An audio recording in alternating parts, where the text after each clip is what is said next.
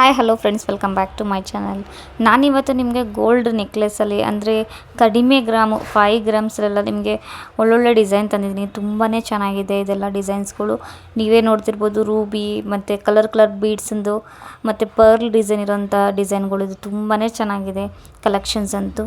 ಹಾರ ಈ ಥರದ್ದೆಲ್ಲನೂ ನಾನು ನಿಮಗೆ ಹೊಸ ಹೊಸ ಡಿಸೈನ್ಗಳು ತಂದಿದ್ದೀನಿ. ತುಂಬಾ ಚೆನ್ನಾಗಿದೆ, ನೀವೇ ನೋಡ್ತಿರ್ಬೋದು.